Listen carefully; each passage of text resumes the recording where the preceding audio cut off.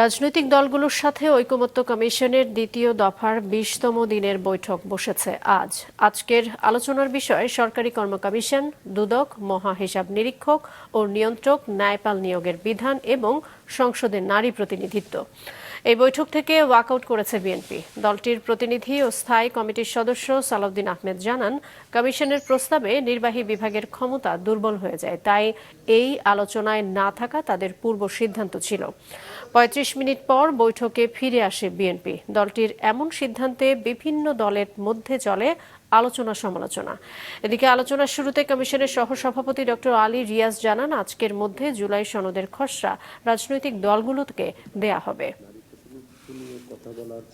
যে নির্বাহী বিভাগকে অতিরিক্ত দুর্বল করার মধ্য দিয়ে রাষ্ট্রের সেই আকাঙ্ক্ষা, জনগণের সেই আকাঙ্ক্ষা পরিপূর্ণ হবে না, সেটার বিবেচনা আমরা মনে করি সেই আলোচনায় আমরা অংশগ্রহণ না করাই উত্তম।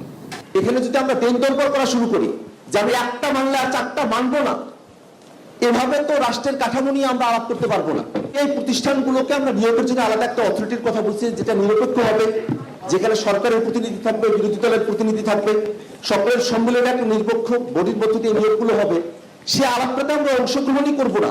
এটাকে জাতির কাছে আমাদের দায়বদ্ধতার জায়গা কি, সে ব্যাপারে একটা প্রশ্ন তৈরি করে। সরকার প্রস্তুত করেছি, এটা কিছুক্ষণের মধ্যে আমরা আশা করছি দুপুরের মধ্যে আপনাদের কাছে পৌঁছে দেওয়া যাবে।